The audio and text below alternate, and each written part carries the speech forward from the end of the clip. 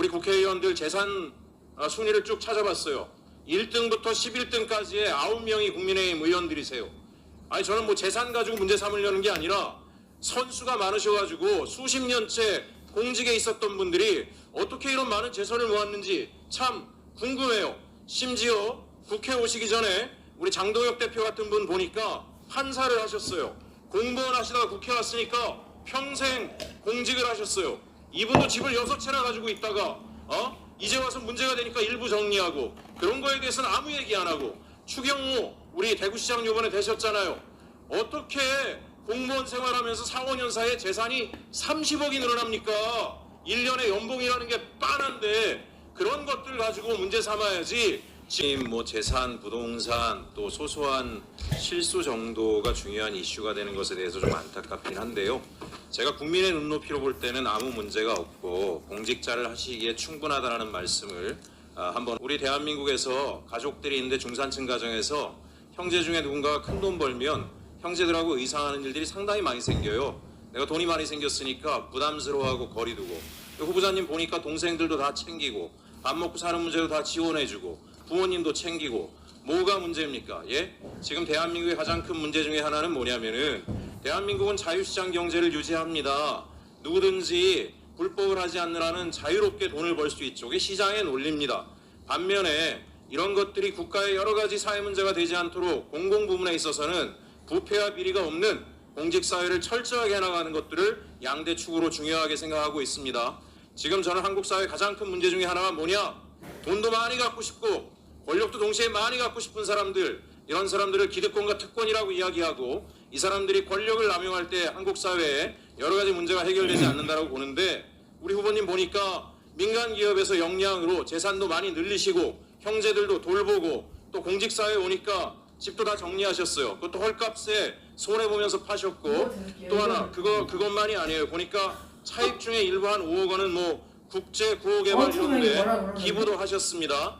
대한민국이 갈등 없이 보다 나은 국가로 가려면 많이 가진 사람들은 노블리스 오블리주를 해야 되는 거고 권력을 가진 사람들은 부패하지 말아야 되고 또 돈을 많이 벌었는데 공직에 오면 공직에 적합한 활동을 해야 된다라고 생각을 합니다.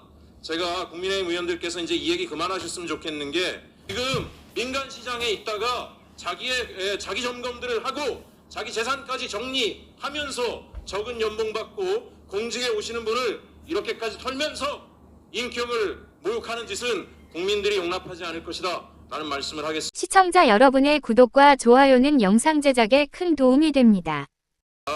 제가 총리께 하나 좀 말씀드리겠는데요. 만약에 총리가 되시면 아까 제가 잠깐 얘기 드렸지만 국가테러대책위원회 위원장을 겸직하시게 됩니다. 네, 굉장히 중요한 문제예요. 단지 제가 이재명 대통령이 대표 시절에 테러 당했던 그 문제에 대한 수사만으로 중요하다라고 이야기하는 게 아닙니다.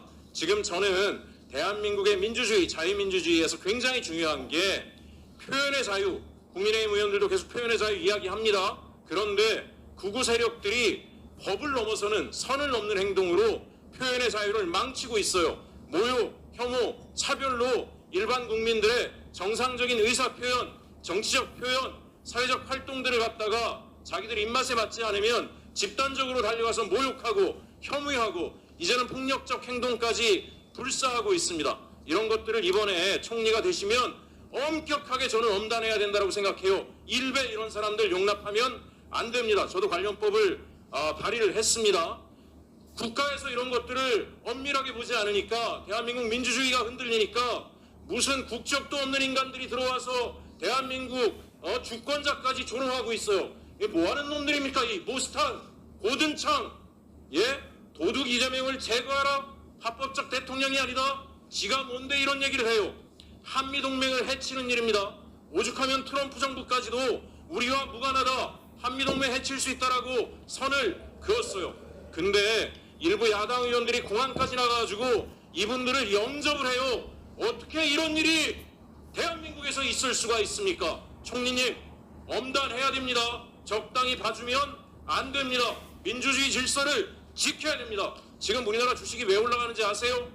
대한민국이 새로운 정부가 예측 가능한 나라를 만들어냈기 때문에 이 나라에 투자를 해도 내가 부당하게 자산상의 손실이 발생하지 않을 것이다라는 그 이유 때문에 기업도 성장하고 주가도 뛰는 겁니다. 그러면 이런 사람들 준동하지 않게 엄밀하게 관리를 하셔야 됩니다. 총리님 아시겠습니까?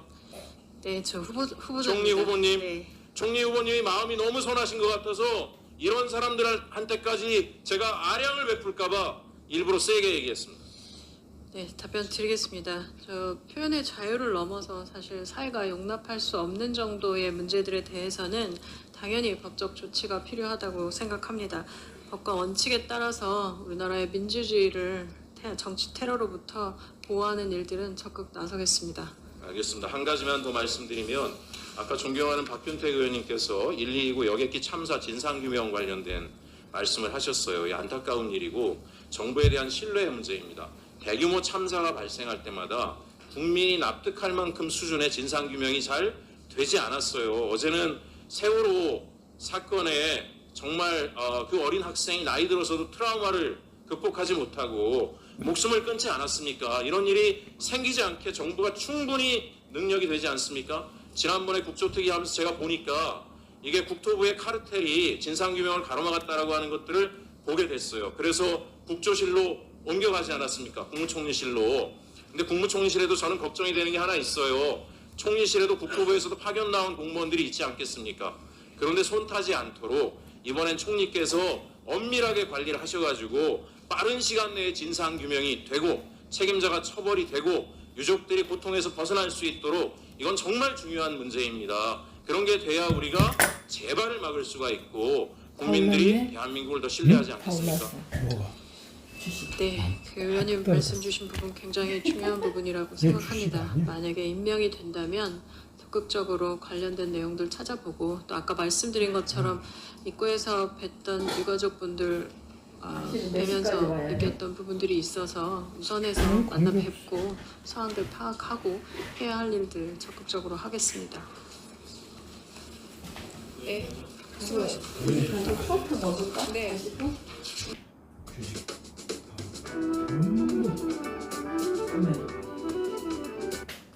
근데도 300포인트 빠졌어 오늘. 코스닥도 빠지고. 당신 없잖아. 팔고. 여러분 안녕하십니까. 어제 김건희 씨 2심에 이어 오늘 윤석열 피고인 2심에서도 1심보다 무거운 형량이 선고됐습니다. 윤 피고인의 체포영장 집행 방해 혐의 등에 대한 오늘 판단이 내란 전담 재판부가 처음 내놓은 판결인데요. 눈에 띄는 내용이 많아서 자세히 짚어보겠습니다. 그거 먼저 팔아버려. 최영기가 보도합니다. 서울고등법원 내란 전담 시청자 여러분의 구독과 좋아요는 영상 제작에 큰 도움이 됩니다.